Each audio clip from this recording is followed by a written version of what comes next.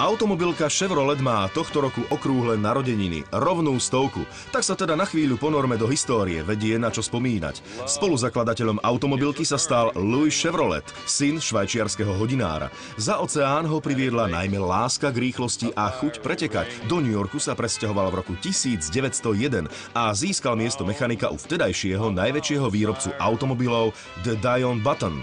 V roku 1905 prvý raz zvíťazil v automobilových pretekoch a načal tým svoju 15-ročnú šnúru športových úspechov.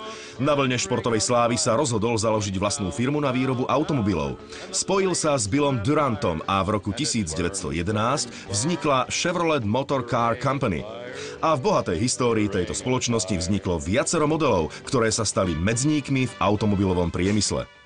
Storočnicu značky sme si pripomenuli aj na medzinárodnej prezentácii nového Avea, ktorá bola v rodisku zakladateľa vo Švajčiarsku. A spýtali sme sa európskeho riaditeľa, či aj táto novinka bude mať dôstojné miesto v histórii automobilky o ďalších 100 rokov. Sme šťastní, za tie uplynulé roky sme mali vo výrobe toľko modelov, čo sa stali ikonami ako žiaden iný výrobca. Pripomeniem limuzíny veľkého štýlu z rokov 1950 alebo 55, či Bel Air 1957, ale aj Corvette, s ktorou sme začali v roku 1953. Sú to autá, ktoré dodnes žijú v mysliach a srdciach ľudí na celom svete. A k tomu aj dnešná nová Corvette Cabriolet je veľmi inšpiratívna.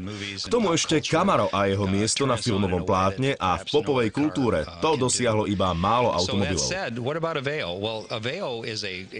No a čo Aveo?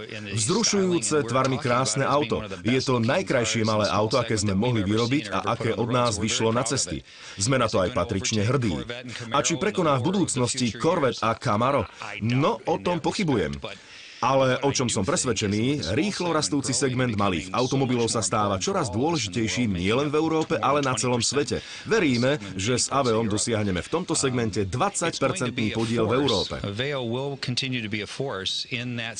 Aveo bude pre nás silnou zbraňou a stane sa pre nás modelom s veľkým objemom predaja. Čím viac ich bude na cestách, tým bude známejšie a ľudia sa preň rozhodnú spontáne. Bude sa dať voliť medzi hatchbackom a sedanom. Boli by sme veľmi hrdí, keby si ľudia vybrali práve takýto model. Pekné auto, ponúkajúce viacero možností. Ťažko sa odpovedá na otázku, či sa zapíše do histórie, ale vidím to pozitívne. Myslím, že by sa mohlo stať ikonou. K malému Chevymu sa ešte vrátime.